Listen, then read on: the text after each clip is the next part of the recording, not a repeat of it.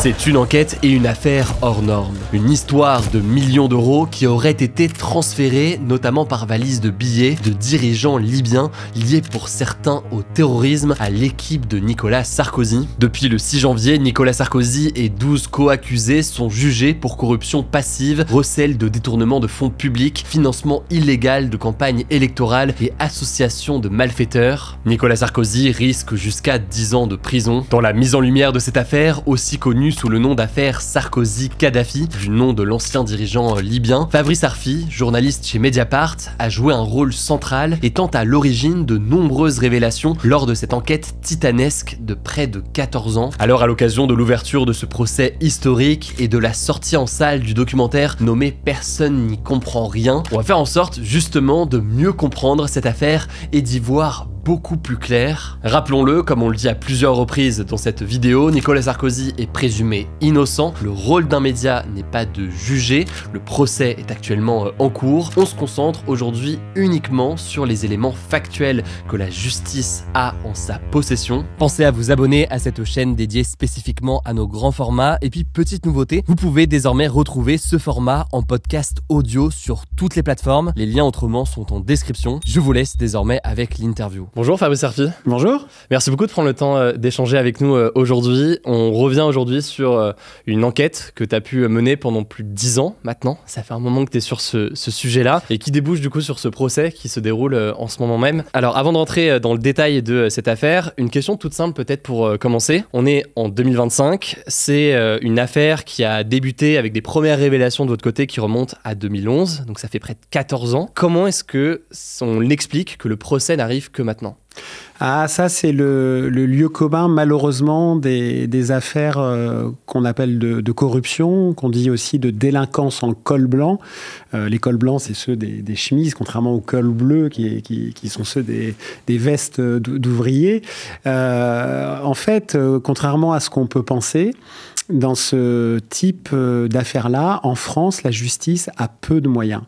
Je donne toujours un peu cette statistique pour illustrer cela. Dans l'affaire des financements libyens, Sarkozy-Kadhafi, qui est donc une affaire titanesque, il n'y a pas eu un policier détaché à temps plein pendant 10 ans sur l'enquête. Les juges d'instruction qui ont travaillé, qui ont dirigé l'enquête, avaient en plus de ce dossier entre 60 et 80 autres dossiers à travailler dans leur cabinet d'instruction. Quand vous mêlez à cela, à ces faibles moyens qui sont donnés à la justice, le fait qu'il faut traquer des flux financiers à travers le monde, dans des structures complexes, avec des montages sophistiqués, des hommes et des femmes de paille qui sont disséminés partout sur la planète. L'affaire Sarkozy-Kadhafi, c'est des enquêtes dans 21 pays. Il y a eu des centaines d'auditions, une cinquantaine de perquisitions. C'est une paperasserie administrative gigantesque. Et donc tout ça prend un temps infini. Et en plus, quand vous avez des pays étrangers qui ne coopèrent pas avec la France, quand on leur pose des questions, c'est le cas d'un certain nombre de pays dans cette affaire, et ben ça rend les choses d'autant plus difficiles et lentes. Et on va rentrer dans le détail de l'affaire, mais comment est-ce que tu expliques dans ce cas ce manque de moyens sur un sujet comme celui-ci ?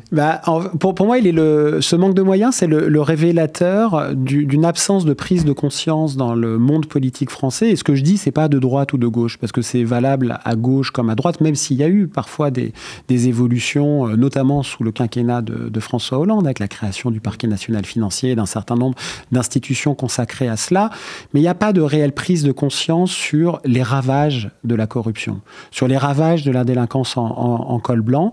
On pense que c'est toujours en fait les affaires, des sortes de faits divers financiers qui surgissent comme ça dans une matinale ou aux 20h et puis qui disparaissent comme des faits divers plus ou moins spectaculaires avec une intrigue, est-ce qu'il va s'en sortir, est-ce qu'il va tomber, et puis il n'y a aucune leçon de choses de tout ça. Et pourtant, les affaires, moi je les compare souvent à des crash tests démocratiques. Un crash test, je pense que celles et ceux qui nous regardent ont toujours vu ça dans des vidéos. Avant de mettre sur le marché une voiture, on envoie une voiture avec un mannequin dedans contre un mur, on simule un accident pour vérifier l'état de la carrosserie. Et bien les affaires dont je parle, ça permet de vérifier l'état de la carrosserie, de nos institutions, de la loi, démocratique, de la justice, et de nous-mêmes, de notre citoyenneté. Et le mannequin, c'est nous.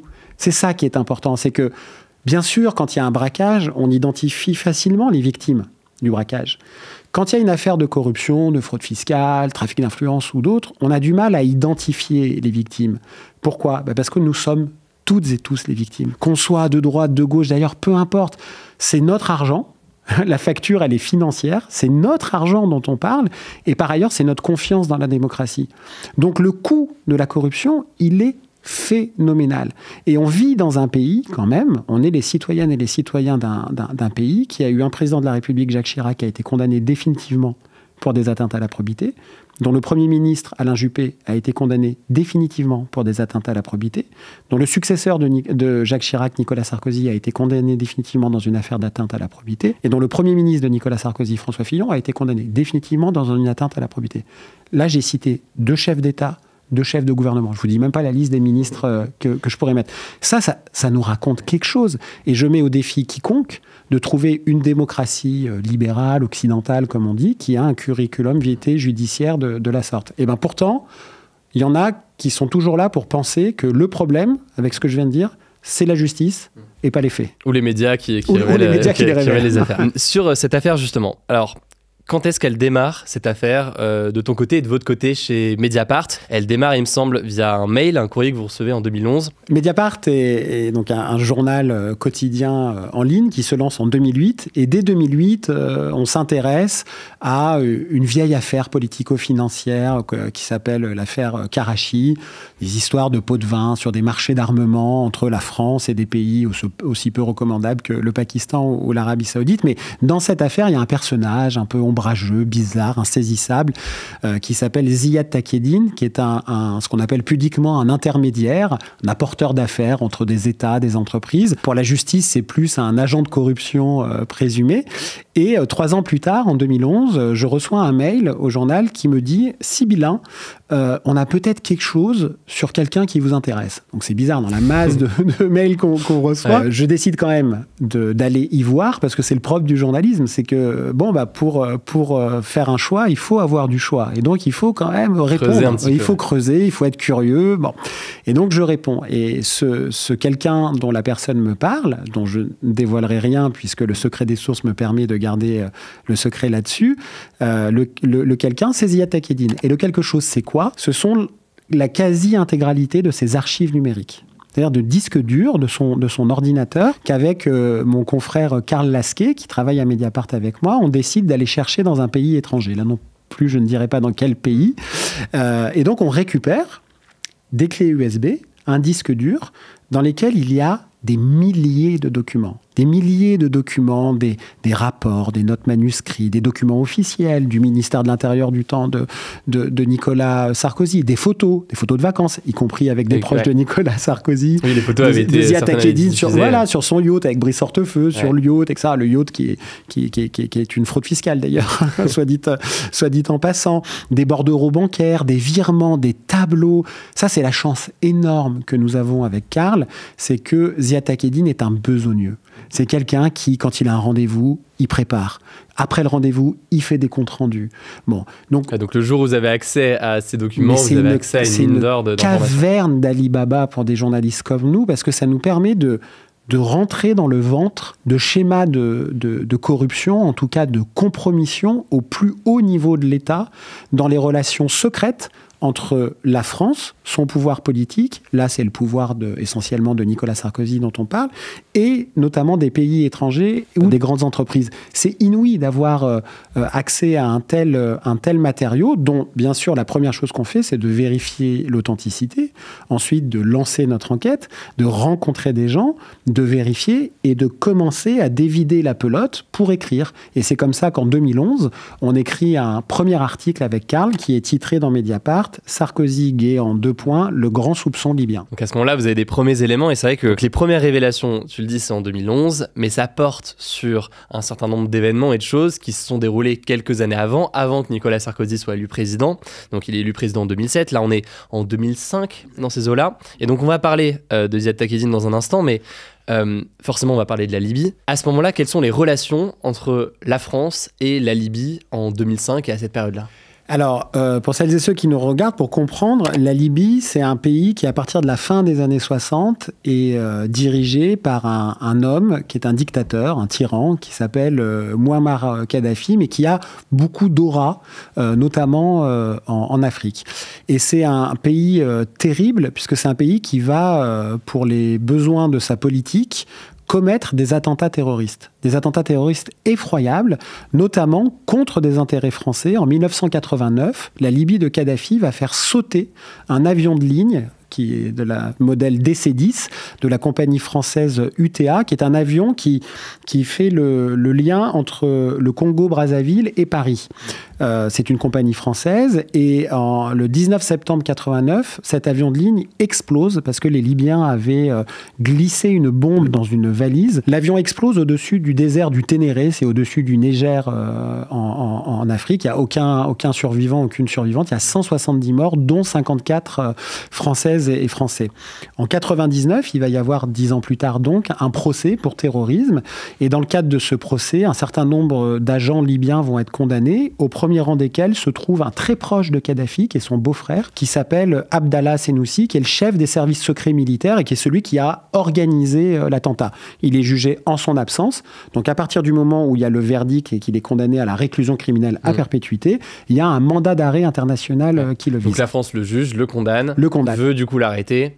Voilà. Mais il y a un événement mondial qui va changer la donne pour la Libye, c'est le 11 septembre 2001. Le 11 septembre 2001, il y a les attentats islamistes d'Al-Qaïda, les 2 tours à New York aux États-Unis. Et là, la riposte américaine est si forte que Kadhafi se dit « Ouh là là, il faut que je sorte de la liste des États terroristes ». Et donc, il aménage un peu son image. Il dit qu'il met fin à son arsenal chimique.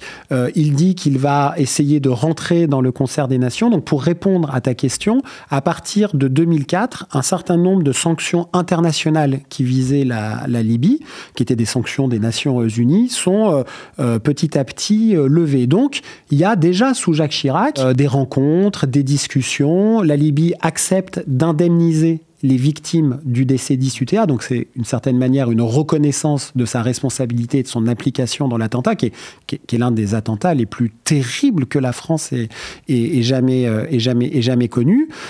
Et c'est dans ce début de réchauffement diplomatique entre la Libye et un certain nombre de pays occidentaux que va se glisser l'équipe Sarkozy, emmenée par Ziad Takieddine, pour une toute autre histoire. C'est qu'effectivement, on est dans cette période, c'est en 2005, si je ne dis pas de bêtises, les premières rencontres, où en 2005, Nicolas Sarkozy n'est pas président de la République, il est ministre de l'Intérieur à l'époque. Mais donc il y a des premières rencontres, des premiers contacts qui vont se nouer entre l'entourage de Nicolas Sarkozy et ensuite d'ailleurs Nicolas Sarkozy lui-même et l'équipe, les proches de Mouammar Kadhafi, donc des dirigeants libyens. Quelle forme prennent ces premières rencontres et ces premiers rendez-vous en 2005 ? Ce qui est très inhabituel, c'est que, faut imaginer, dans l'État français, il y a des gens qui sont chargés de ça, dans un ministère. Là, celui qui s'occupe d'organiser de A à Z les déplacements, les rencontres, les traductions de l'équipe Sarkozy avec la dictature, c'est Ziad Takieddine.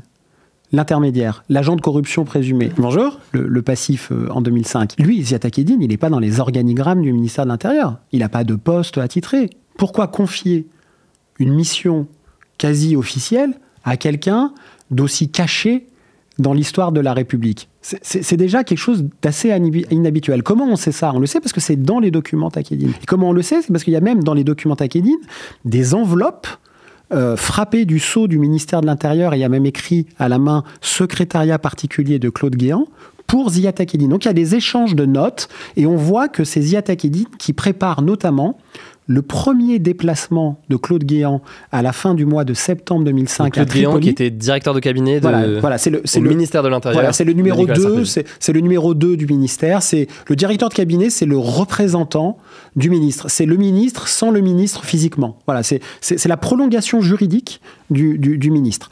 Fin septembre 2005, Ziad Takieddine, il organise un déplacement furtif, si j'ose dire, de Claude Guéant à Tripoli, qui est très important. Parce que c'est une visite préparatoire où Guéant va à Tripoli pour préparer donc la capitale de la Libye, la venue de Nicolas Sarkozy, ministre, quelques jours plus tard. Ziad Takieddine a fait une note pour préparer cette visite préparatoire, et il écrit noir sur blanc, une note qui a été authentifiée par l'enquête, que cette visite doit revêtir un caractère secret, que le ministère des Affaires étrangères et l'Élysée, qui est dirigé à l'époque par Jacques Chirac et Dominique de Villepin, qui sont, bien qu'ils sont de droite et du même gouvernement que Nicolas Sarkozy, sont des ennemis au sein de la droite de Nicolas Sarkozy. C'est la guerre entre de Villepin et Sarkozy à qui va être président en 2007. Donc ça doit revêtir un caractère secret. Personne ne doit savoir que ce voyage a lieu, y compris au sein de l'État français. Et pourquoi Ziad Takieddine écrit « Ça va nous permettre d'aborder de la manière la plus tranquille qui soit, l'autre sujet important. » L'autre sujet important. Bon, ce voyage a lieu, et qu'est-ce qui se passe pendant ce voyage ?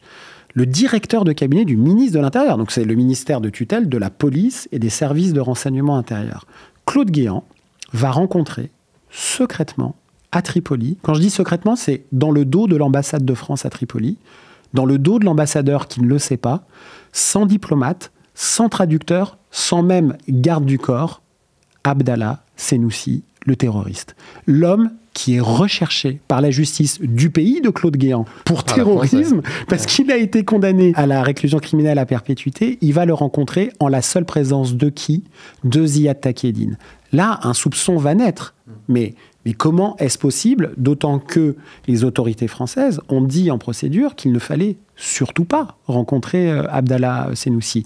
Et quelques jours plus tard, il va y avoir le premier déplacement officiel de Nicolas Sarkozy en Libye, où d'après l'accusation qui est portée devant les tribunaux, et bien sûr tout ce monde est présumé innocent tant qu'il n'a pas été condamné, le tête-à-tête que vont avoir Nicolas Sarkozy et Mouammar Kadhafi va être un moment où va se nouer, d'après l'accusation, le début du pacte de corruption qui est aujourd'hui reproché à l'ancien président. Parce qu'à ce moment-là, quand Nicolas Sarkozy, donc en 2005, se rend en Libye, là, le voyage de Nicolas Sarkozy, on est d'accord, il est connu. Ah oui, il est public. Il est public. Comment est-ce que publiquement le déplacement d'un ministère de l'Intérieur est justifié pour un déplacement comme ça en Libye ? Voilà, alors c'est vrai qu'il n'est pas ministre des Affaires étrangères, il n'est pas en charge de la diplomatie. Néanmoins, il y a, d'après la justice, un habillage officiel du déplacement, parce qu'on ne peut pas cacher non plus le déplacement, qui est lui aussi furtif, c'est rapide, c'est une journée, aller-retour.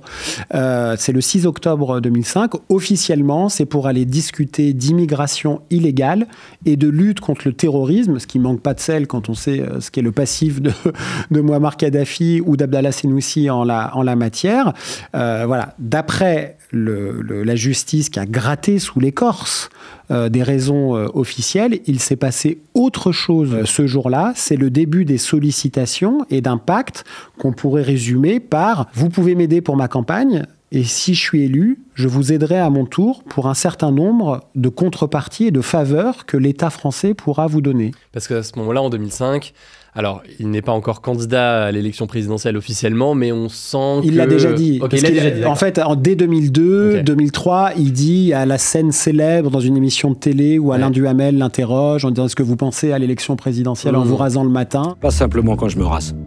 En fait, en 2005, il n'y a aucun doute sur le fait que Nicolas Sarkozy... Mouammar Kadhafi le sait, oui. a priori. Alors, et comment on sait qu'il le sait ? Parce que Ziad Takieddine l'informe. Dans les documents Takieddine, il y a justement les CV et des espèces de résumés qui sont faits par Ziad Takieddine en disant « c'est le meilleur candidat de la droite et il va se présenter à l'élection ». Donc c'est de notoriété publique, si j'ose dire, que le ministre de l'Intérieur est déjà candidat, même s'il n'est pas officiellement candidat. Voilà. Ok, très clair. Et donc, juste pour revenir là-dessus, ces rencontres-là, et notamment celle entre Claude Guéant et là, les proches de Mouammar Kadhafi, qu'est-ce qui nous permet de savoir qu'il y a eu cette rencontre-là ? C'est les documents que tu évoquais tout à l'heure de... Alors, il y a non seulement les documents, il y a des témoignages, puisque Abdallah Senussi et Ziad Takieddine ont parlé de cette rencontre, mais il y a Claude Guéant lui-même qui a reconnu l'existence de cette rencontre. Et ce qui est surprenant, c'est qu'on lui dit « Mais comment c'est possible que vous rencontriez secrètement Abdallah Senussi ?» C'est-à-dire que même les gardes du corps ne sont pas là. Il dit « Moi, je ne savais pas qui était Abdallah Senussi. Je ne savais pas qu'il y avait un mandat d'arrêt contre lui. » C'est-à-dire c'est que 6 ans plus tôt, la condamnation de Senussi, il est directeur de cabinet du ministre de l'Intérieur. Donc, soit il plaide une incompétence qui est inimaginable, inimaginable. Pourquoi elle est inimaginable? Parce que justement, un des responsables sécuritaires français de l'époque, qui était le patron des services de renseignement intérieur, ce qu'on appelle aujourd'hui la DGSI, à l'époque ça s'appelait la DST, qui est un homme qui s'appelle Pierre Bousquet de Florian, a expliqué qu'il a toujours dit à ses ministres de tutelle et au cabinet qu'il ne fallait jamais rencontrer Senoussi. La thèse de Claude Guéant, qui sera la même que celle de Brice Hortefeux, mais peut-être on y reviendra, sur la rencontre avec Senoussi, c'est qu'il est tombé dans un piège. Admettons, il est tombé dans un piège. Les juges lui ont dit, mais alors si c'est un piège, quand vous êtes rentré en France, vous avez fait un rapport, vous avez prévenu Nicolas Sarkozy, vous avez arrêté de fréquenter Ziad Takieddine. Oui, le piège, ça aurait été, je ne savais pas que j'allais le rencontrer. Voilà, je ne savais pas. Mais bon, admettons, il ne sait pas. Très bien. Mais quand il rentre, il dit, il laisse une trace en disant, mais j'ai rencontré un terroriste qui a tué des Françaises et des Français. Takieddine m'a tendu un guet-apens. Je ne peux plus fréquenter cet homme. Et on a la preuve qu'il a largement continué de le fréquenter et qu'il n'a prévenu personne. Donc, ça n'a pas beaucoup convaincu les juges d'instruction. Et c'est vrai que, du coup, il y a la rencontre Claude Guéant et cette rencontre-là, la visite de Nicolas Sarkozy. Il y a une autre visite ensuite avec Brice Hortefeux, il me semble. C'est en décembre de la même année. Le 21 décembre 2005. Brice Hortefeux, il est ministre délégué aux collectivités territoriales françaises. Sous l'autorité du ministre de l'Intérieur, Nicolas Sarkozy, qui est son copain d'adolescence. Ils sont ses best friends, hein, vraiment, les deux, ils sont hyper proches. Bon, il va à Tripoli. Bon, l'ambassadeur... Ça, c'est secret ou c'est public, ça, c'est public. Okay. Ça peut pas être caché. Un ministre, encore une fois, qui se déplace, ça peut pas être caché, mais c'est incompréhensible. Pourquoi c'est incompréhensible? Parce que l'ambassadeur de France, Jean-Luc Sibud, à l'époque, en poste, à Tripoli, dira, dans le dossier judiciaire, je n'ai toujours pas compris quel était l'objet du déplacement de Brice Hortefeux. Alors Brice Hortefeux, il dit si, on a paraphé des choses, etc. Et donc il s'expliquera, hein, évidemment, devant le tribunal. Mais qu'est-ce qui est phénoménal? C'est que 3 mois après la visite de Claude Guéant, qu'est-ce qui se passe? Brice Hortefeux, à son tour, rencontre secrètement, exactement dans les mêmes circonstances, dans le dos de l'ambassade, sans diplomate, sans traducteur, sans garde du corps, Abdallah Senoussi, le terroriste.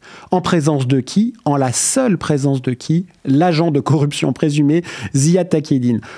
Donc moi, je veux bien qu'il y ait eu un piège une fois, qu'il y ait eu un piège 2 fois, où personne ne se parle dans ce ministère qui est censé être le ministère le mieux informé, le plus régalien de France. C'est vrai que les magistrats et les policiers ont été peu convaincus. Mais ce que je dois ajouter, qui est très important pour que ceux qui nous écoutent et nous regardent comprennent, c'est qu'entre la visite de Claude Guéant, septembre 2005, la visite de Brice Hortefeux, décembre 2005, les 2 rencontres avec Senoussi.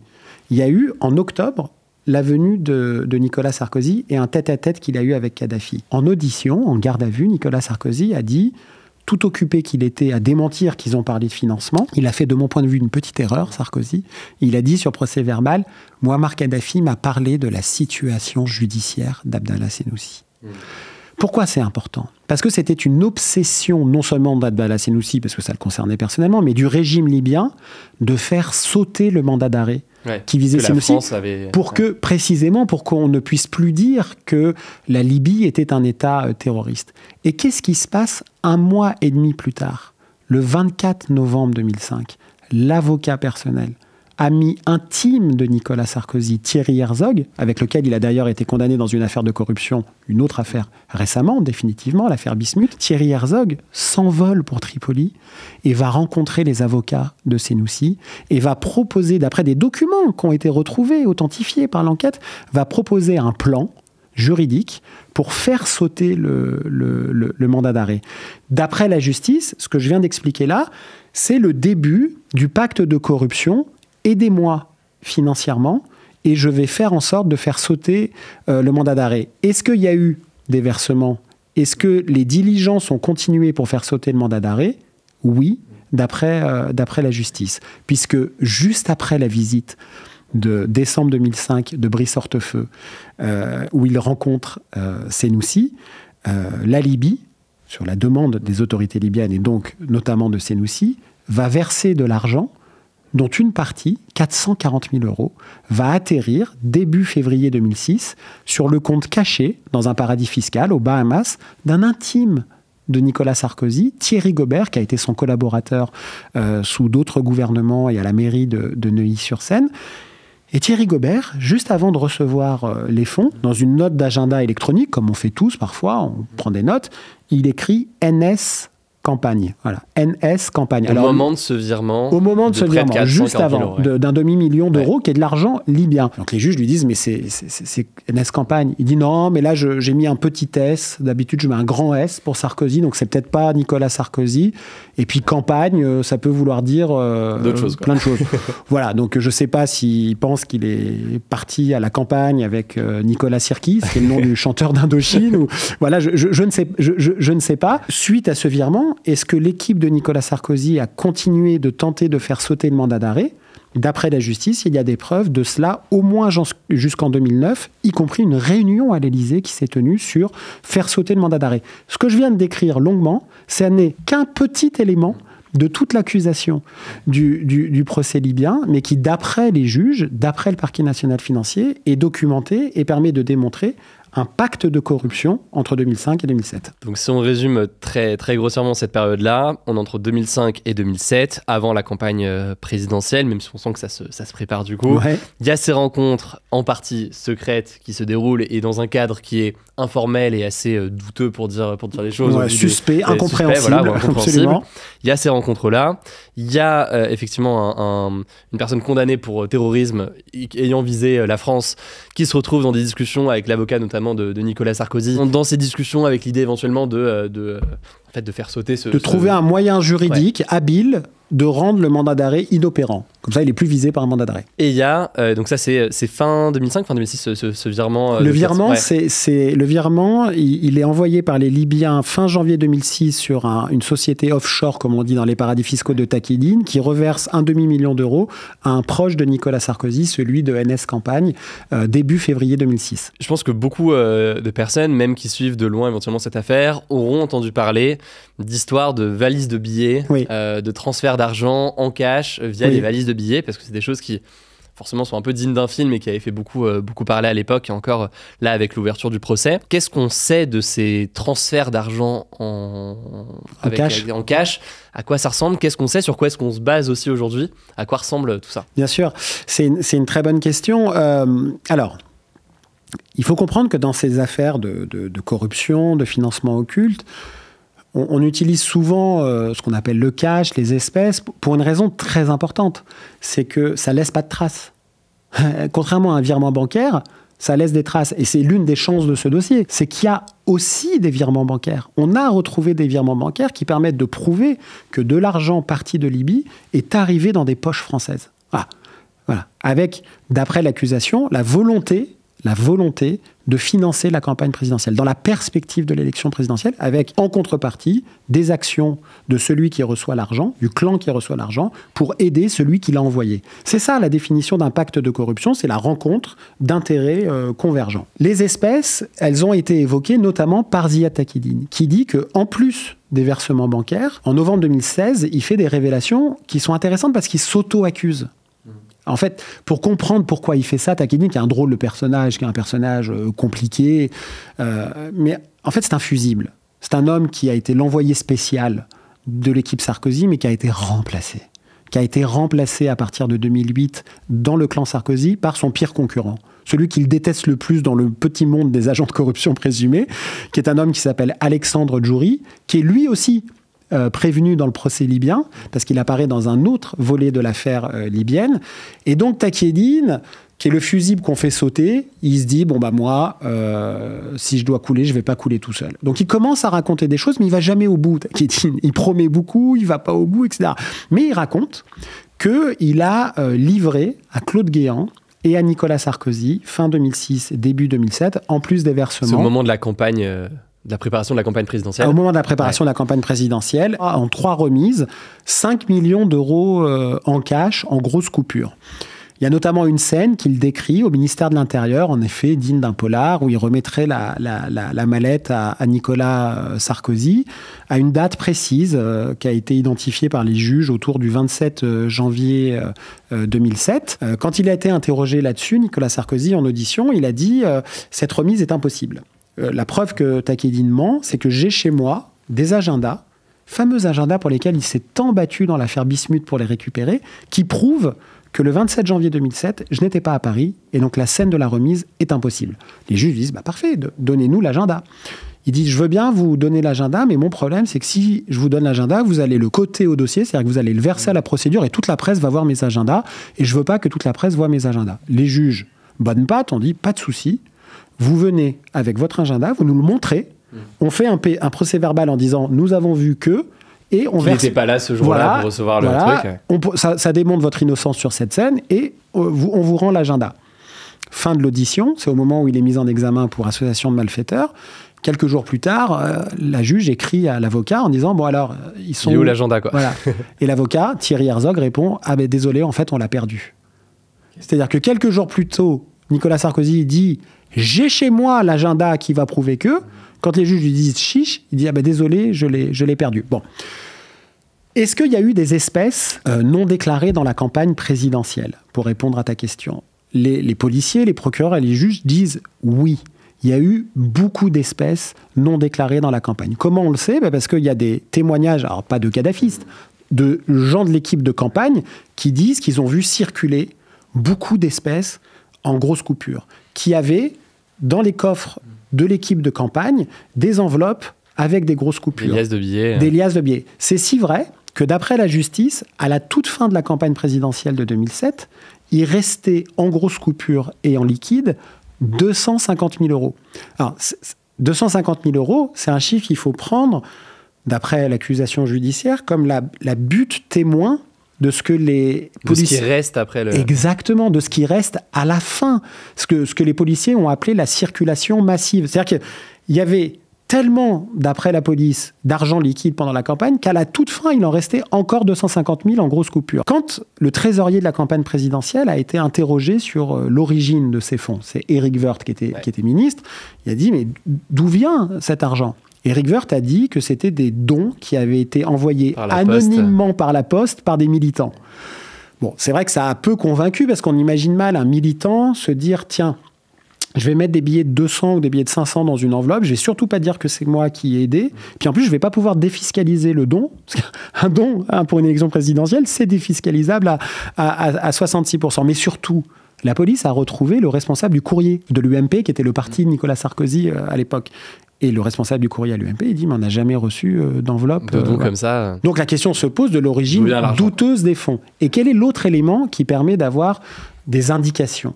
C'est que Claude Guéant, le fameux directeur de cabinet, qui est devenu directeur de la campagne, donc le patron juridique de la campagne, le représentant, pareil, comme du candidat Nicolas Sarkozy.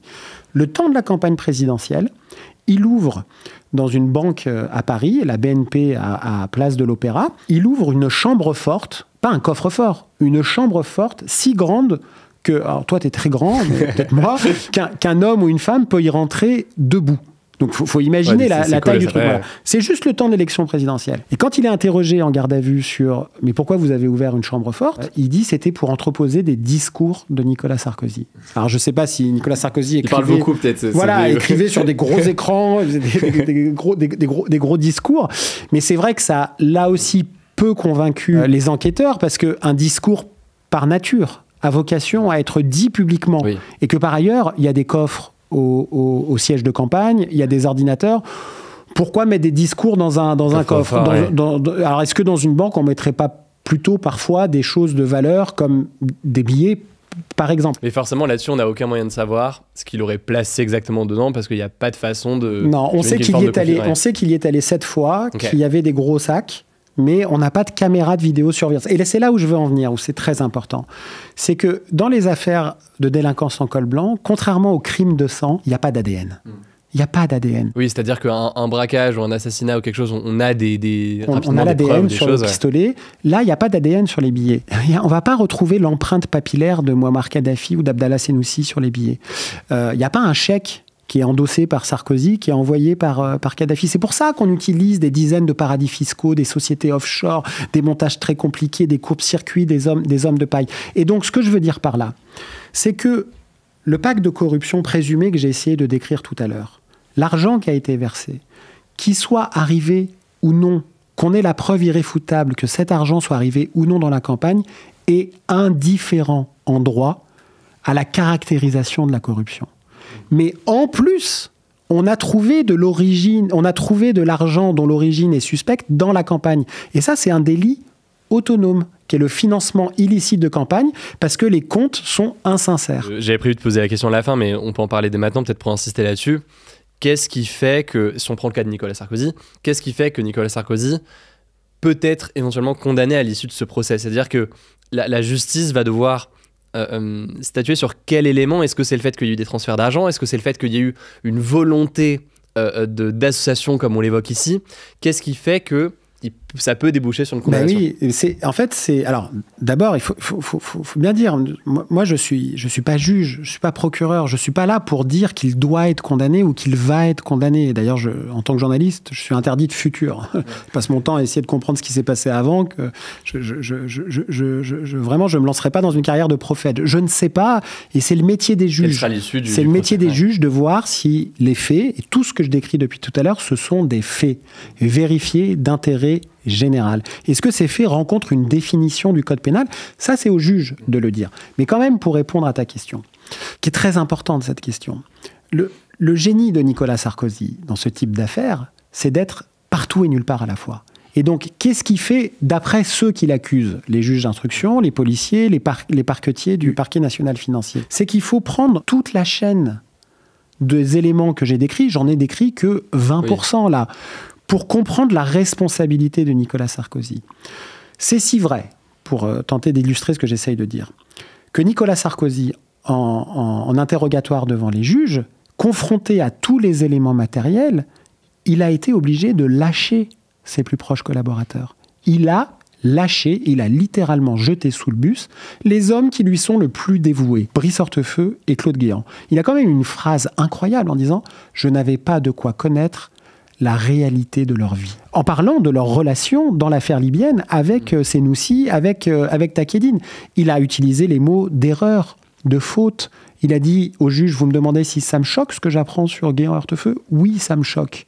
En fait, il agit comme une sorte de parrain qui essaye de couper les fils avec tout ce qui le relie au lieutenant de l'affaire, mais qui sont ses représentants, qui font ça pour son compte. Donc Nicolas Sarkozy veut faire croire que tout le monde là-dedans a fait ça dans son dos.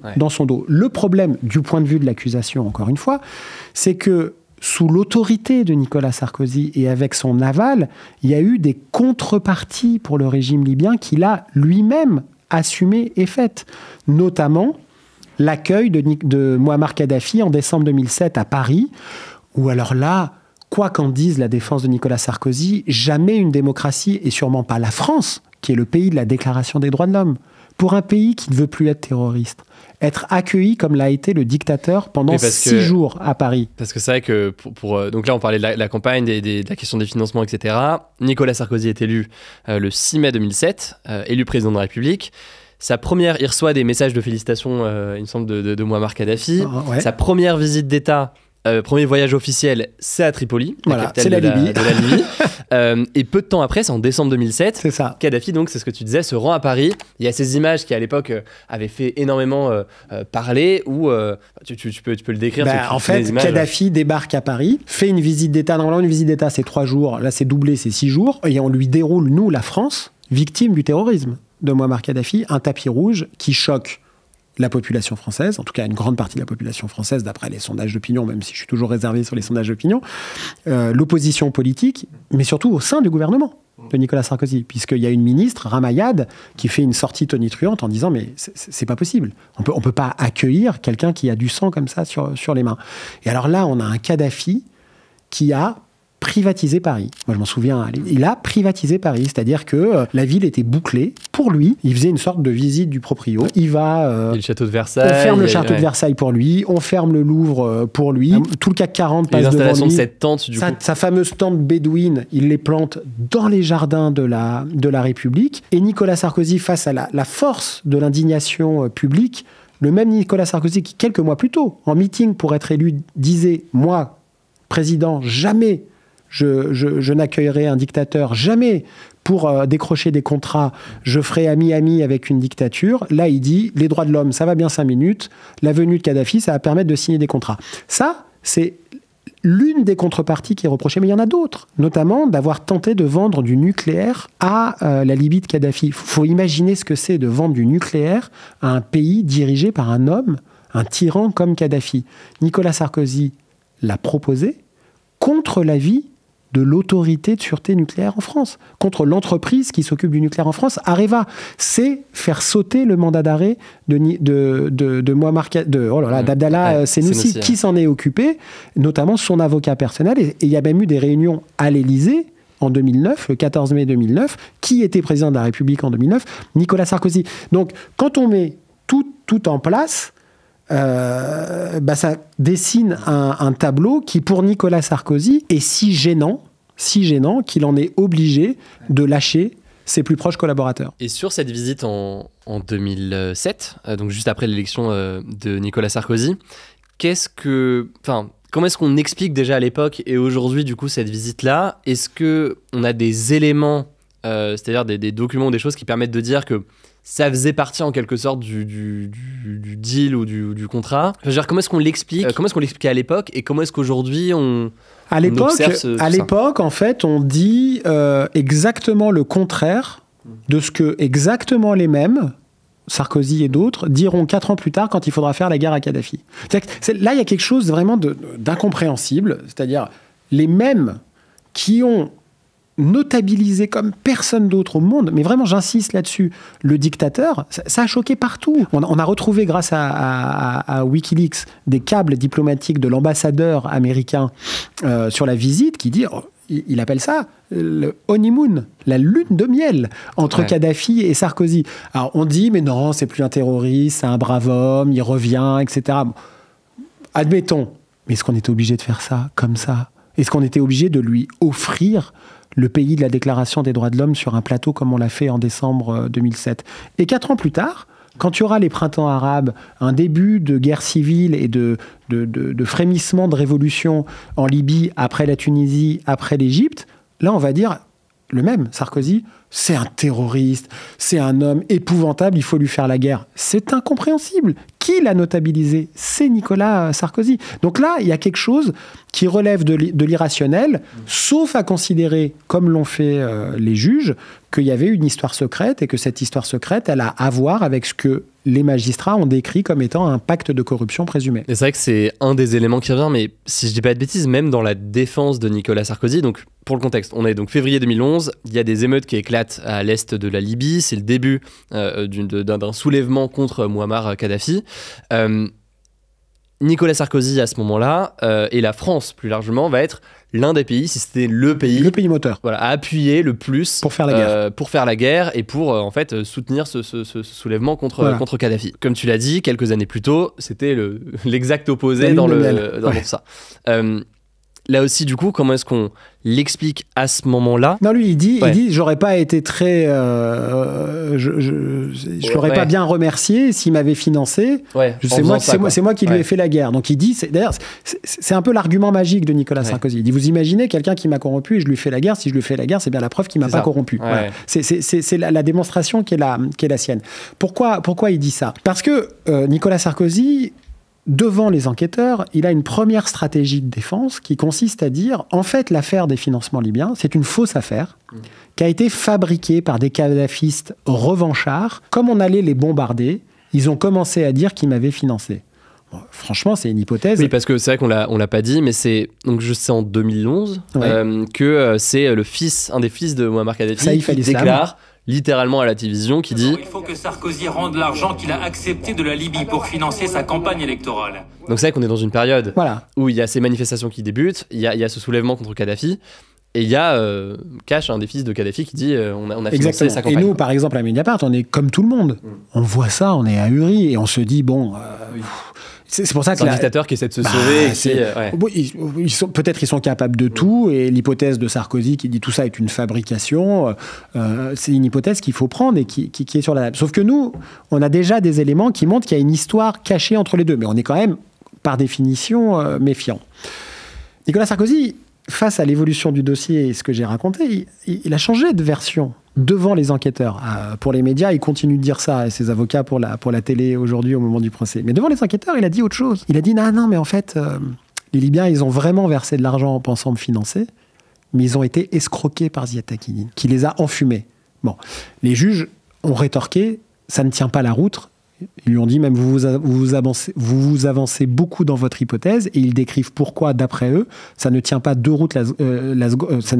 secondes la route, pour la simple et bonne raison que de l'argent, comme je l'ai décrit tout à l'heure, a été retrouvé dans des poches françaises. Donc, par définition, Taqiyouline n'a pas tout gardé pour lui. Mais pourquoi cette hypothèse, d'après l'enquête, ne tient pas non plus? Parce qu'il y a un élément matériel qui affaiblit considérablement cette version de Nicolas Sarkozy. C'est que dans l'enquête a été retrouvé un carnet manuscrit qui appartenait au Premier ministre de la Libye, qui s'appelle Choukri Ghanem, qui est un homme qui est mort en avril 2012, au lendemain de révélations de Mediapart sur l'affaire libyenne. Alors, c'est une corrélation et pas une causalité. Je ne dis pas que nos révélations ont provoqué sa mort, mais il se trouve que c'est le lendemain que cet homme qui avait fui la Libye en guerre est allé en Autriche, à Vienne. Il a été retrouvé flottant dans le Danube. La police autrichienne a retrouvé quantité de carnets manuscrits qu'il écrivait parce qu'il voulait, comme beaucoup d'hommes politiques, écrire ses mémoires. Bon. Et on a retrouvé une note d'agenda qui est très pratique parce que c'est écrit à la date. Donc c'est le 29 avril 2007, donc en pleine campagne présidentielle. Il consigne, le Premier ministre libyen, des versements pour la campagne de Nicolas Sarkozy. Il y a 6,5 millions d'euros. Il les consigne à la main. Il dit tel dignitaire libyen a versé tant, tel autre dignitaire a versé tant, etc. Pourquoi cet élément matériel est considérable dans l'enquête ? Et ça, c'est juste, il note ça avant la campagne présidentielle de 2007. En 2007, exactement. En avril 2007, il dit voilà, nous avons versé tant et tant et tant dans la perspective de la campagne. Pourquoi c'est important ? Carnet authentifié, qui a été authentifié par la police autrichienne, la police norvégienne et la police française, etc. Parce qu'en 2007, ce dignitaire libyen, il ne pouvait pas prévoir que 4 ans plus tard, il y aurait la guerre. En 2007, on est en pleine lune de miel. Donc c'est le document qui vient montrer que la thèse, au-delà de tout le reste de ce que j'ai raconté, d'une fabrication en 2011, ne tient pas. Si en 2007, il y a déjà quelqu'un qui consigne, il ne peut pas prévoir que les 2 hommes qui s'entendent aussi bien vont se faire la guerre, enfin surtout un va faire la guerre à l'autre, guerre qui va aboutir au renversement de son régime qui n'était pas prévu par le mandat de l'ONU, et à sa mort, qui n'était pas non plus prévue par le mandat de l'ONU. La théorie d'un fils de Kadhafi qui, au moment où ça commence à être compliqué pour eux, se disent on va accuser, on va dire qu'on va financer la campagne de Sarkozy et on va inventer ça, ça tient pas trop la route parce que dès 2007, on a des éléments qui sont écrits. Exactement, des témoignages, mais notamment des éléments matériels. Et je vais même plus loin que ça. Si on admet cette hypothèse comme vraie, ça veut dire quoi ? Ça veut dire que la justice française est sous la coupe des kadhafistes aujourd'hui ? Je veux dire, les kadhafistes, ils sont plus là. Ils sont éparpillés, ils sont morts, ils sont... Bon, mais ça veut dire quoi ? Ça veut dire qu'il y a des dizaines de policiers, de magistrats du parquet, de juges d'instruction qui sont derrière les marionnettes des kadhafistes. Donc évidemment, c'est un peu faire insulte à la démocratie judiciaire française de considérer ça. Donc juste peut-être pour continuer à s'assurer qu'on a tous les éléments en tête. Donc il y a ce soulèvement en février 2011, il y a la mort de Kadhafi qui arrive ensuite en octobre. Qu'est-ce qu'on sait aujourd'hui à date sur la mort de Kadhafi, sur l'implication ou non de la France dans ces opérations-là? Qu'est-ce qu'on sait aujourd'hui sur tout ça? Il y a la guerre en Libye, Kadhafi fuit Tripoli. Il y a d'ailleurs des opérations militaires qui posent question. En août 2011, la France bombarde la maison d'Abdallah Senussi, là où il avait rencontré secrètement Brice Hortefeux quelques années plus tôt. Est-ce que bombarder la maison résidentielle de Abdallah Senussi dans un quartier pas très loin d'une école, d'ailleurs ça va faire un mort civil, un domestique indonésien de Senussi, est-ce que c'était un objectif militaire? La question est ouverte. Et quelques jours plus tard, la présence de Kadhafi va être identifiée dans sa ville de naissance à Sirte. Et les Français et les Américains vont voir un convoi plusieurs dizaines de 4x4 qui s'en va comme ça. Et c'est un avion français qui va tirer la dernière bombe de la guerre, et la dernière bombe a vocation à tuer Kadhafi. Sauf qu'elle bombarde le convoi, et Kadhafi en réchappe miraculeusement. Il sort blessé, une vraie scène de film hollywoodien. Il y a des images qui étaient sorties. Il sort blessé du 4x4, il se cache dans un égout. Il y a une foule de révolutionnaires qui sont là, qui le saisissent. Il est molesté, il paraît même qu'il prend un petit coup une sorte de baïonnette dans les fesses. On le voit en sang, il est posé vivant sur un truck, et après on n'a plus d'image. Et après, l'image qu'on a, c'est lui mort. Et on voit d'ailleurs qu'il y a un impact de balle quand on voit son cadavre. Donc on peut présumer qu'il a été abattu. Le problème, pour répondre à ta question, c'est qu'on n'en sait pas plus sur la vérité de la mort de Kadhafi. C'est-à-dire que l'ONU avait demandé de pouvoir faire une autopsie, ça a été refusé par les autorités libyennes qui ont été mises en place par la France. Donc on n'a pas de vérité scientifique, si j'ose dire, sur la mort de Kadhafi. Donc on ne sait pas qui a tué Kadhafi. Ce qu'on sait, en tout cas, il y a eu des enquêtes de presse et des spécialistes militaires qui disent qu'il y avait des forces spéciales françaises au sol autour de la scène dont on a parlé. Je ne dis pas que ce sont les forces spéciales qui l'ont tué, mais moi... Il y avait une présence, mais c'est tout ce qu'on sait, quoi. Voilà. Moi, ce que je dis, c'est que rien n'a été fait pour le prendre vivant et l'emmener devant la Cour pénale internationale qui avait émis un mandat d'arrêt contre lui. Voilà.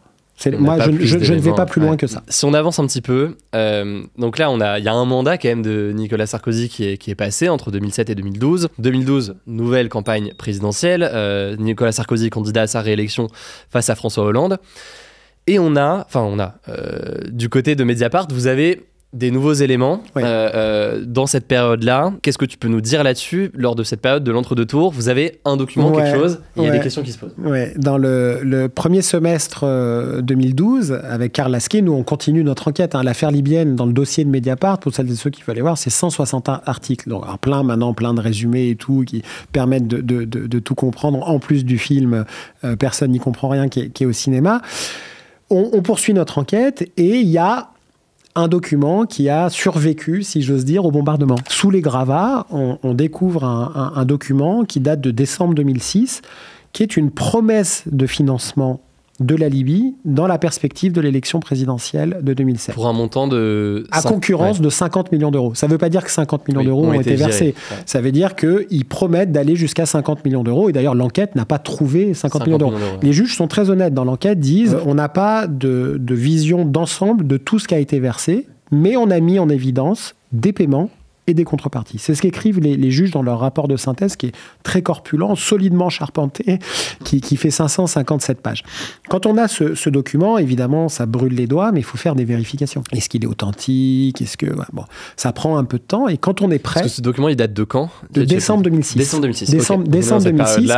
Il est signé par un homme qui s'appelle Moussa Koussa, qui est le chef des services secrets extérieurs, qui serait l'équivalent de la DGSE en Libye, et il est adressé au directeur de cabinet de Kadhafi qui s'appelle Béchir Saleh. Les deux ont beaucoup d'importance, c'est pour ça que j'en parle. Une fois qu'on est prêt, éditorialement, qu'on a fait les vérifications, on est en plein entre-deux tours de l'élection présidentielle de 2012. Donc là, il faut se mettre à la place de journalistes comme nous, où on a de quoi publier, un truc quand même énorme, et qu'on est quand même dans un calendrier pas génial. Voilà. Et donc, on a un débat au sein du journal sur est-ce qu'il faut publier ou pas publier. Assez rapidement, on arrive à la conclusion que retenir une telle information pour attendre le second tour et publier après, en fait, c'est un crime journalistique. Et si on apprend d'ailleurs... Et on vous aurait sûrement reproché d'avoir... On nous a reproché d'avoir publié, mais on nous aurait encore plus reproché d'avoir gardé cette information plutôt que de la publier. Et je vais même plus loin. Certes, on publie dans l'entre-deux tours de l'élection présidentielle, mais dans une élection où on débat justement des questions de justice et de lutte contre la corruption. C'est notamment François Hollande qui disait « Moi, président, je ne serai pas... » C'était un élément rhétorique de son côté. Eh bien, je pense que le peuple français a le droit de savoir avant de voter plutôt qu'après. Voilà. Mais ça, c'est un procès qu'on fait souvent à la presse. Quand le Canard enchaîné révèle l'affaire Fillon, on dit « Ah, comme par hasard, c'est avant l'élection. » Oui, on s'intéresse aux gens avant qu'ils soient élus. C'est normal, c'est le rôle de la presse. Bref, on sort ce document qui va provoquer la panique. Avec d'abord une riposte très forte de Nicolas Sarkozy, qui va dire, en fait, c'est un faux. C'est un faux document et il va d'ailleurs déposer plainte pour faux et usage de faux. Après, Brice Hortefeux va le rejoindre dans sa plainte contre Mediapart. Et il va y avoir 3 ans et demi d'enquête judiciaire et nous avons gagné définitivement en première instance, en appel et jusque devant la Cour de cassation, c'est-à-dire la plus haute juridiction de l'ordre judiciaire. C'est si vrai que Nicolas Sarkozy a dû nous verser de l'argent. On le sait peu, mais moi j'ai à mon bureau, j'ai 2 chèques, un chèque de Nicolas Sarkozy, un chèque de Brice Hortefeux que je n'ai pas encaissé, ouais. Voilà, mais que j'ai affiché à mon bureau parce qu'il a perdu ses procès définitivement contre nous. Mais pourquoi ça a suscité la panique ? Parce que la révélation de cette note a permis de découvrir que le destinataire de la note, le directeur de cabinet de Mouammar Kadhafi, Béchir Saleh, alors qu'il était visé par un mandat d'arrêt d'Interpol, on appelle ça une notice rouge d'Interpol, par les autorités libyennes qu'on a mis en place à Tripoli, en fait, il était protégé par la France. Il était en France, qui, au lieu de l'arrêter, le protège. Et qu'est-ce que provoque la note ? L'organisation de sa fuite.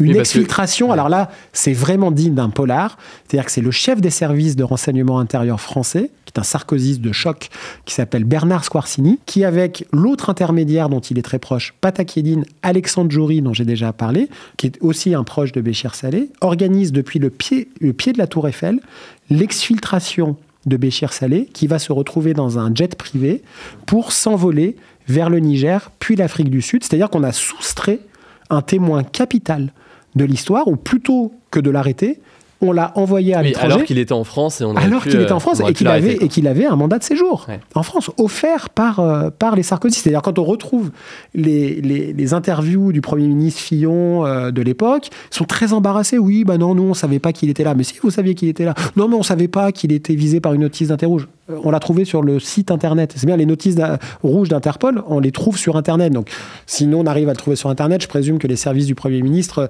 devraient pouvoir. Donc, c'est vrai que pour un faux document, il a suscité beaucoup de panique. Et le signataire du fameux document, la promesse de financement, Moussa Koussa, qui lui a été exilé au Qatar, il a été interrogé par les juges et il a dit quelque chose de très contradictoire. Il a dit « le contenu du document est vrai, mais c'est pas moi qui l'ai signé ». Il dit « c'est pas ma signature ». Donc il accrédite l'idée d'un faux en disant « c'est pas ma signature ». Et il dit ça sur un procès verbal qui signe. Et comme on avait plein de signatures de Moussa Koussa, parce que lui aussi, il a eu des titres de séjour en France, la justice a demandé aux 3 meilleurs experts en écriture, des graphologues, de vérifier les écritures.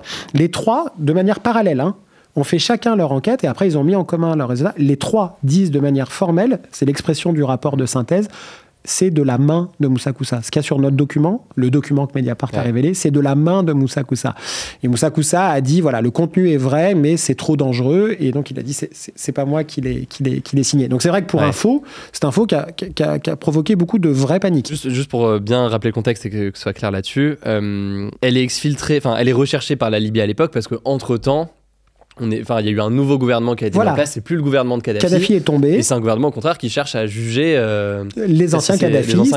Et notamment, Béchir Saleh était accusé d'un certain nombre de délits, notamment de délits et crimes financiers, d'avoir détourné de l'argent public libyen. C'est pour ça qu'il était visé par une notice rouge. Et donc, Béchir Saleh se retrouve exfiltré par la France. Et qui se retrouve en Afrique du Sud. Et ça, comment Nicolas Sarkozy dit, moi, j'y suis pour rien. Vous voyez avec Claude Guéant, qui était ministre de l'Intérieur à l'époque. Donc vraiment, c'est quand même pas sympa, quoi. C'est quand même le gars assez ingrat vis-à-vis. Et ça, comment est-ce qu'on l'explique aujourd'hui ? Est-ce que ce serait... Alors évidemment, c'est aussi la justice qui va trancher là-dessus, mais est-ce que ça ferait partie de ces éléments de pacte ? Est-ce que c'est quelqu'un qui pourrait potentiellement dire des choses et donc il y a une volonté de le protéger en échange d'un silence ? C'est exactement. Une hypothèse aussi, j'imagine. C'est très bien résumé. C'est exactement ce qu'il y a écrit dans le rapport de synthèse des juges d'instruction. Ça fait partie du pacte de corruption. Et sur la deuxième partie de ta question, en effet, Béchir Saleh, pendant des années, a été la carte maîtresse de Nicolas Sarkozy dans le dossier, puisqu'il n'a jamais cessé de démentir.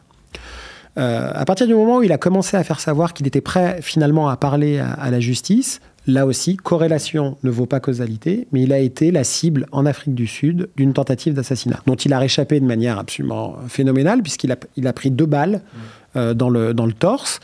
On sait que c'est pas crapuleux, parce que rien n'a été volé dans la voiture, et puis lui, il est parti ensuite au Moyen-Orient, au Proche-Orient, se réfugier. Mais il a été retrouvé, juste avant, en Afrique du Sud, il avait été retrouvé par un journaliste de Cache Investigation, qui s'appelle Nicolas Vescovaci, et Béchir Saleh, là, a dit, en fait, oui, il y a eu un financement. Il y a eu un financement, mais c'est pas passé par moi. mais il y a eu un financement. On parlait de Ziad Takieddine, donc cet intermédiaire tout à l'heure. Il y a eu certaines déclarations, notamment en 2013, il me semble, où il dit effectivement, il y a eu des transferts d'argent, donc il parle de ces questions de ces mallettes ou de ces valises d'argent-là. Mais il y a une autre déclaration, fin 2020, et il y en a eu d'autres après plus récentes, mais il y a eu une déclaration fin 2020, où Ziad Takieddine apparaît dans une vidéo, une très courte vidéo diffusée sur BFM TV, filmée à Beyrouth, donc capitale du Liban, dans laquelle il dédouane Nicolas Sarkozy. Qu'est-ce qu'on sait aujourd'hui sur cette vidéo et sur ce passage-là? C'est l'un des volets les plus, les plus dingues de l'histoire. Ziad Takieddine, accusateur de Nicolas Sarkozy, comme tu l'as très bien résumé, soudainement, un mois après la 4e mise en examen de Nicolas Sarkozy dans le dossier, pour une infraction extrêmement infamante, association de malfaiteurs, miraculeusement, Ziad Takieddine apparaît sur la marina du port de Beyrouth, où il est parti lui aussi en cavale parce qu'il a été condamné dans l'affaire Karachi dont j'ai parlé au tout début de notre entretien. Il apparaît avec un micro pendant, comme ça, même pas filmé par BFM TV, filmé par des équipes liées au journal Paris Match. 29 secondes d'entretien où il dit, en fait, il n'y a jamais eu de financement libyen. C'est les juges qui m'ont demandé de mentir pour accuser Nicolas Sarkozy. C'est la faute du juge Tournaire, qui était le juge d'instruction qui, à l'époque, dirigeait le dossier. Événement médiatique français, fin de l'affaire libyenne, Ziad Takieddine se rétracte, Nicolas Sarkozy est blanchi, comme si l'enquête reposait que sur les dires de de Ziad Takieddine. Bon, il y a d'autres éléments quand même. C'est l'élément de langage, etc. Bon, c'est si vrai que Nicolas Sarkozy, 2 jours plus tard, fait 45 minutes d'interview sur BFM TV pour dire « ça y est, la vérité éclate enfin. Désormais, peut-être qu'il faudrait enquêter sur le juge plutôt que sur moi. » Et qu'est-ce qu'on découvre sur les coulisses de cette rétractation ? C'est que c'était en fait une fausse rétractation. Que Ziad Takieddine, avec Karl Lasquet et des correspondantes du journal à Beyrouth, on découvre qu'en réalité, à Beyrouth, il est aux abois. Il n'a plus d'argent. Et qu'on lui a proposé 4 millions d'euros qui ont été mis sur la table. On lui en a versé 50 000, mais on lui a proposé 4 millions s'il changeait de version. Si il disait que finalement, Sarkozy est blanc comme neige dans cette affaire. On va faire ces révélations. On va appeler ça d'ailleurs la piste de l'argent. Et d'ailleurs, juste là-dessus, sur l'argent qui a été promis, qu'est-ce qui nous permet, alors soit la justice, soit vous d'ailleurs, je sais pas d'où ça vient, mais les deux désormais. Qu'est-ce qui permet de savoir qu'il y a eu cet argent qui a été des témoins, et il y a même des documents. Il y a un document, il y a un mail où il y a une promesse qui est donnée. Il y a des échanges entre les protagonistes, parce qu'en fait, c'est une équipée un peu baroque qui est partie avec Paris Match pour interviewer Ziad Takieddine. Paris Match qui appartient à un groupe, le groupe Lagardère, au conseil de surveillance duquel il y a qui ? Nicolas Sarkozy. C'est quand même pas mal, c'est beau. Ouais, c'est assez beau. Et Paris Match oublie de dire que Nicolas Sarkozy fait partie du conseil de surveillance, puis du conseil d'administration, quand ils font ces révélations. La justice va enquêter, et en fait va découvrir que la personne qui a organisé ce qui deviendra la fausse rétractation de Ziad Takieddine, c'est un personnage haut en couleur, qu'on appelle la papesse de la presse People, qui est une femme qui s'appelle Michel Marchand, Mimi Marchand, dit Mimi Marchand, qui est une femme d'affaires, une communicante, reine des paparazzis, mais qui est très proche de 2 couples présidentiels. L'enquête va avoir lieu parallèlement à l'enquête sur la corruption. C'est une enquête distincte d'un point de vue judiciaire, qui est toujours en cours, mais va réunir énormément d'éléments qui, d'après les juges d'instruction et le parquet national financier, va justifier la mise en examen de Mimi Marchand et tous ses complices présumés, mais de Nicolas Sarkozy et de sa femme, Carla Bruni, parce que Carla Bruni est mise en examen parce qu'on a découvert qu'elle avait acheté un téléphone secret. Elle a d'abord démenti avoir ce téléphone, puis après elle l'a reconnu, qui a été utilisé pour préparer cette fausse rétractation. Et Nicolas Sarkozy est poursuivi pour le recel, c'est-à-dire l'utilisation d'une subornation de témoin. Alors, subornation de témoin, c'est un délit qui dit que vous manipulez un témoin en lui faisant des promesses diverses. Pour manipuler la justice. Parce que tu as tout à fait raison, c'est l'objectif de cette opération. C'est pas que Takieddine change de version. En fait, on s'en fout que Takieddine change de version. Ce qu'il faut, c'est accuser les juges. C'est dire, et ça rejoint ce que j'ai essayé d'expliquer au début, c'est dire que le problème dans cette affaire, c'est pas les financements libyens, c'est pas les rencontres secrètes, c'est pas Senoussi, c'est pas le coffre-fort, c'est la justice qui serait, je sais pas, animée par des sortes de désirs noirs vis-à-vis de l'ancien président. Sauf que l'opération qui a été nommé entre ses protagonistes. Sauver Sarko, c'est quand même génial. Entre eux, ils ont appelé ça Sauver Sarko, a fait pchit, et c'est devenu une subornation de témoins présumés, mais aussi une association de malfaiteurs en vue de commettre une escroquerie, qui est une escroquerie très particulière, qu'on appelle une escroquerie au jugement. C'est-à-dire qu'on veut tromper la justice. Donc là, pour l'instant, il n'y a pas encore de procès sur ce dossier, mais il y a une dizaine de mises en examen, dont Nicolas Sarkozy. Qu'est-ce qu'on peut en dire ? C'est que s'il n'y a vraiment rien dans le dossier, pourquoi il y a besoin de monter un tel scénario baroque pour une fausse rétractation de Ziad Takieddine ? La question, je la pose. Et on parlait de Ziad Takieddine, pardon. Il y a eu depuis, alors je voyais, tu as dû les voir passer, il a fait plusieurs, 2-3 interviews, il me semble qu'il y a eu le 20h de France 2, si je dis pas de bêtises, il y a eu RTL aussi. RTL, absolument. Nouveau changement de version, retour à la case départ d'une certaine façon dans ses déclarations, parce qu'il dit, 6 janvier hier, Nicolas Sarkozy a été voir Kadhafi, il a demandé de l'argent de Kadhafi, je peux dire que Kadhafi lui a payé jusqu'à 50 millions d'euros. Nouveau changement de version, ce à quoi d'ailleurs c'était intéressant de le voir, c'était un des avocats de Nicolas Sarkozy répondait en disant on peut pas lui faire confiance, regardez, en gros on peut pas le croire parce qu'il fait que changer d'avis, quoi. Alors on peut pas lui faire confiance, c'est intéressant parce que ceux qui ont fait confiance à Ziad Takieddine, c'est le cabinet de Nicolas Sarkozy, c'est Claude Guéant qui était son interlocuteur, qui était son envoyé spécial. C'est Brice Hortefeux. C'est avec lui qu'ils sont partis en Libye, qu'ils ont rencontré Senussi. C'est ça que je trouve génial dans cette histoire, c'est les antiphrases. Kadhafi, c'est un tyran. Bah oui, mais c'est vous qui l'avez accueilli. Senussi, c'est un terroriste. Oui, c'est vous qui avez promis de faire sauter le mandat d'arrêt. Takieddine, c'est un fou, on peut pas lui faire comme ça. Oui, d'accord, mais c'est vous qui êtes allé en vacances sur son bateau et qui avez commercé avec lui dans les couloirs de la République. Donc en fait, on prend la réalité et on la retourne comme une crème pour faire une espèce de prise de judo. Mais en fait, qu'est-ce qui se passe là avec Takieddine ? C'est que justement la défense de Nicolas Sarkozy veut faire croire que le dossier libyen tient sur Mediapart qui publie des faux, qui n'en sont pas, et c'est ce qu'ils disent, que les juges sont des Torquemada qui veulent couper des têtes, et que Takieddine est fou. Voilà. Et que c'est un menteur. Donc en fait, ils veulent faire croire à l'opinion publique que le dossier libyen, c'est une pyramide qui repose sur cette pointe. Voilà. Mais en vérité, il faut renverser la pyramide et prendre tous les éléments dont je n'ai dit qu'une petite partie à ce micro, pour dire, en fait, c'est pas ça le dossier libyen. Et c'est ça qui est intéressant avec les affaires, au-delà du procès Sarkozy-Kadhafi. C'est que c'est un laboratoire génial pour ces gens qui veulent, parce qu'ils ont la puissance de le faire. Ils ont les réseaux médiatiques, ils ont les réseaux politiques, ils ont la puissance financière, d'aller dans les plus grands médias pour imposer une réalité parallèle, un récit parallèle. Et donc, c'est vrai qu'il y a des vents contraires pour les journalistes comme nous qui essayons de dire mais c'est plus compliqué que ça. Voilà. Et c'est une question que j'allais te poser même plus largement du coup sur la défense de Nicolas Sarkozy. Il y a une phrase qui est devenue culte, en vrai, on peut le dire d'une certaine façon, qui est celle de Nicolas Sarkozy face à David Pujadas. Oui. C'est lors de la primaire de 2016, si je dis pas de bêtises, pour la primaire 2016. Oui, 2016, c'est ça qu'il a perdu, où il est arrivé 3e. Donc primaire 2016, et donc David Pujadas, j'ai même plus en tête la question exacte, mais pose une question sur cette affaire des financements libyens, et Nicolas Sarkozy répond « Quelle indignité. Nous sommes sur le service public.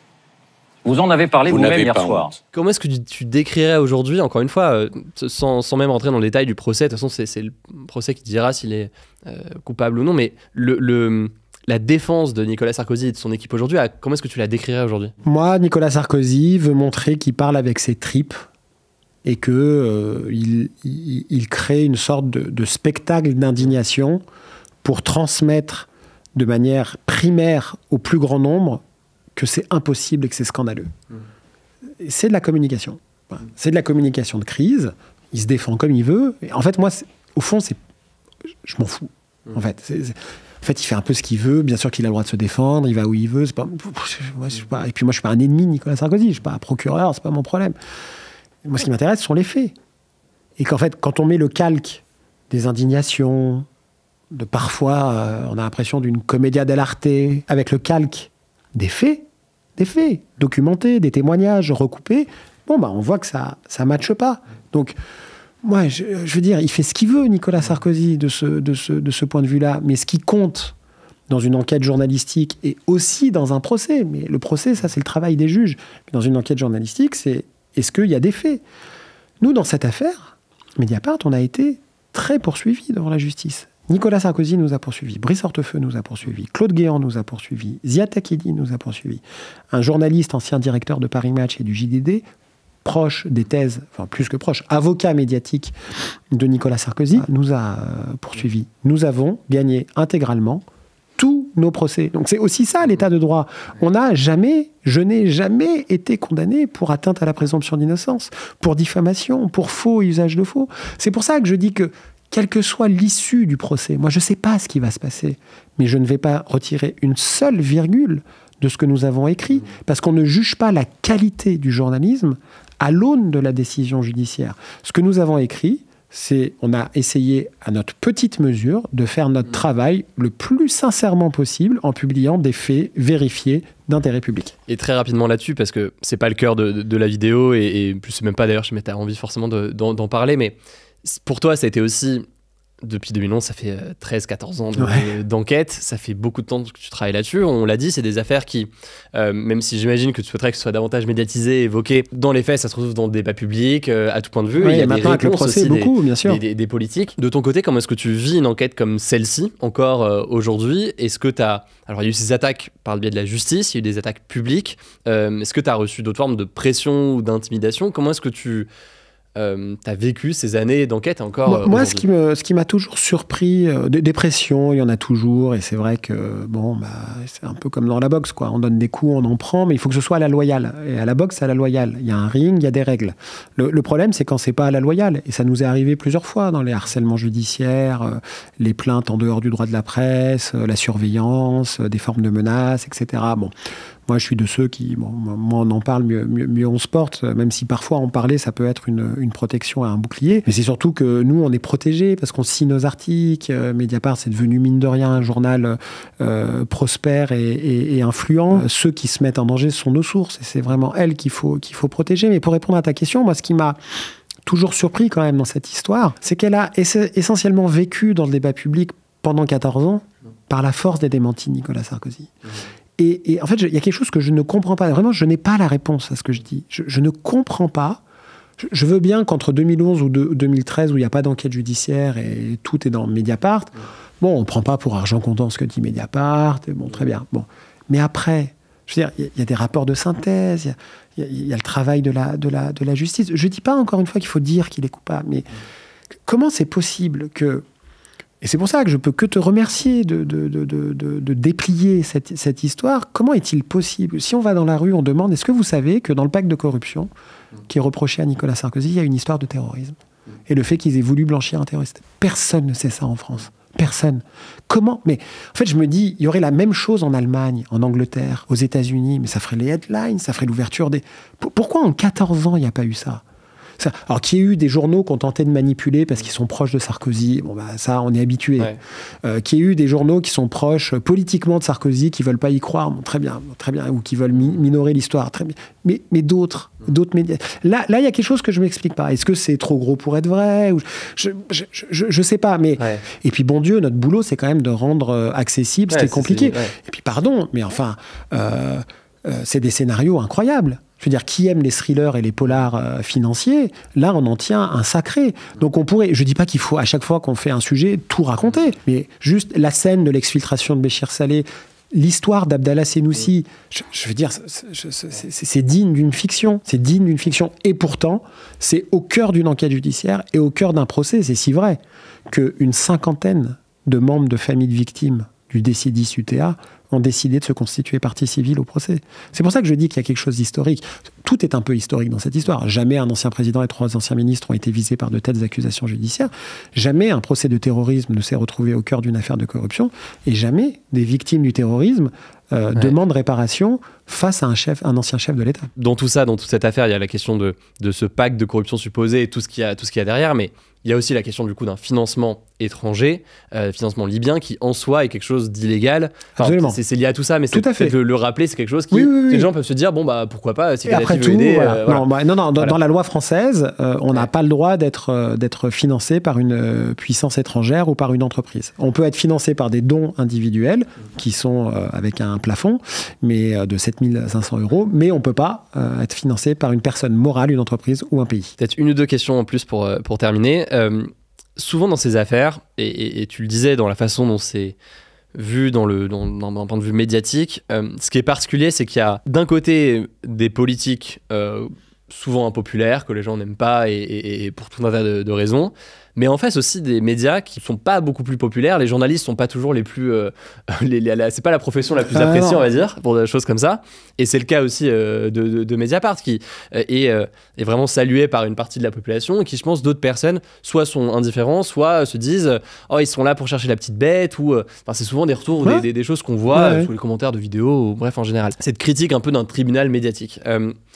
Comment est-ce que toi tu réponds à tout ça? Comment est-ce que tu vois ton travail, y compris d'ailleurs par rapport au travail de la justice? Comment est-ce que les deux sont distincts et complémentaires à la fois? En fait, moi, cette histoire du tribunal médiatique m'a toujours... maintenant, ça me fait sourire, mais c'est un sourire parfois de fatigue, d'accablement. En fait, ceux qui dénoncent le tribunal médiatique sont exactement les mêmes qui, quand ils sont pris dans une affaire, vont dans les médias pour faire le procès de la justice. Ce sont les mêmes qui se font les procureurs de la justice, parce qu'ils ont le pouvoir de le faire. En fait, il n'y a pas de tribunal médiatique. C'est pas parce qu'on parle d'une affaire judiciaire, et je suis désolé, mais on a le droit. Ce qu'on vient de faire là, c'est légal. C'est notre liberté qui est garantie par une magnifique loi de 1881, la loi sur la liberté de la presse. On a le droit. Ça ne veut pas dire que la liberté est absolue. On n'a pas le droit de faire n'importe quoi. Et que bien sûr, on peut diffamer, on peut porter atteinte à la présomption d'innocence et qu'il faut faire attention. Donc en fait, cette histoire du tribunal médiatique ou de la présomption d'innocence, c'est cardinal, la présomption d'innocence dans la démocratie judiciaire. Mais la présomption d'innocence, ça veut dire qu'on ne peut pas présenter quelqu'un publiquement comme étant coupable d'un délit tant qu'il n'a pas été condamné définitivement. Bon. Donc Nicolas Sarkozy est présumé innocent, mais ça ne m'empêche pas de parler des faits établis que soit nous avons découvert à Mediapart ou que la justice a découvert. Donc en fait, cette histoire du tribunal médiatique, pour moi, c'est vraiment comme le stylo effaceur de mémoire dans Men in Black. En fait, c'est la carte magique au Uno, quoi. C'est passe ton tour. On n'en parle pas. Voilà. Tribunal médiatique, présomption d'innocence, c'est les deux cartes qu'on soulève. Et en fait, comme ça, on vitrifie le débat et on ne parle pas. La justice on ne parle pas des affaires. Mais c'est la deuxième partie de ta question. En fait, la justice et la presse, c'est pas la même chose. La justice, elle est là pour dire s'il y a eu un délit. La presse, elle est là pour publier des faits vérifiés et d'intérêt général. Alors bien sûr, parfois, on peut être à l'origine d'histoires qui vont intéresser la justice, mais c'est dans tous les pays comme ça. Tous les pays, dans toutes les démocraties, c'est comme ça. Le Watergate aux États-Unis, le Washington Post fait les révélations, la justice s'y intéresse. C'est si vrai que Nixon est obligé de démissionner avant d'être mis en cause. Bon, voilà. Donc en fait, ça fait des grands films. Ça fait des grands films, ça fait des choses très populaires. Mais moi, je ne suis pas le défenseur des médias. Je ne suis pas le défenseur des journalistes. Je suis le défenseur du journalisme et de mon média. Dernière question pour terminer ce long échange, mais qui, je pense, aura permis à beaucoup de personnes de mieux comprendre cette affaire. Le procès s'est donc ouvert ce lundi, le 6 janvier. Il y en a pour 3 mois, c'est ça? 3 mois et demi, ouais. 3 mois et demi. Aux yeux de la loi, que risque Nicolas Sarkozy dans le cas où il est jugé coupable? Alors, s'il devait être condamné, en tout cas, il encourt une peine de 10 ans de prison et 375 000 € d'amende. La corruption, c'est considéré comme grave et c'est pas voté par les magistrats, le délit de corruption. Les délits, en fait, c'est voté par le législateur, c'est-à-dire par les hommes et les femmes politiques. Donc, c'est pas les magistrats qui, eux, en fait, on leur demande d'appliquer la loi. Donc là, on verra si la loi s'applique à Nicolas Sarkozy. Mais il faut dire que Nicolas Sarkozy est un délinquant. On peut le dire. Il a été condamné définitivement pour corruption et trafic d'influence dans l'affaire Bismuth. Et il a été condamné en première instance et en appel dans une autre affaire, qui est l'affaire dite Big Malion, qui est là sur ses comptes de campagne, non pas de 2007, mais de 2012, puisqu'on a découvert qu'une campagne qui n'a pas le droit de coûter plus de 22 millions d'euros a en fait coûté 45 millions d'euros. C'est-à-dire que l'équipe de Nicolas Sarkozy ont dissimulé plus de 20 millions d'euros aux autorités de contrôle. Dans cette affaire, il s'est pourvu devant la Cour de cassation et donc la Cour de cassation devra s'exprimer dans quelques mois là-dessus. Et d'ailleurs, sur la question du bracelet électronique qui revient souvent, parce que c'est la question de ses vacances aux Seychelles il y a quelques jours, je ne sais quoi. Pour l'instant, si j'ai bien compris, il a été effectivement condamné à ce port de bracelet électronique, sauf que ça prend quelques semaines pour l'application de cette peine. Dans l'affaire Bismuth, qui est improprement appelée l'affaire des écoutes, parce qu'il n'y a pas de problème d'écoute dans cette histoire, Nicolas Sarkozy a été condamné à l'enfermement à domicile. C'est-à-dire que c'est une peine alternative à la prison, mais c'est quand même une peine d'enfermement. Et pour qu'il y ait un enfermement à domicile, on met un bracelet électronique pour éviter. Après, il y a des serveurs chez vous pour si vous vous éloignez trop, ça sonne et la police débarque, etc. On est à peu près sûr qu'il va le porter. Mais en effet, ça prend du temps avant de rencontrer le juge d'application des peines, d'aller poser le bracelet sur la cheville, de mettre tout le matériel là où il a élu domicile. Et puis en plus, à la fin du mois de janvier, il va avoir 70 ans. Et à 70 ans, il peut y avoir des aménagements de peine. Mais ça, c'est le pouvoir discrétionnaire du juge.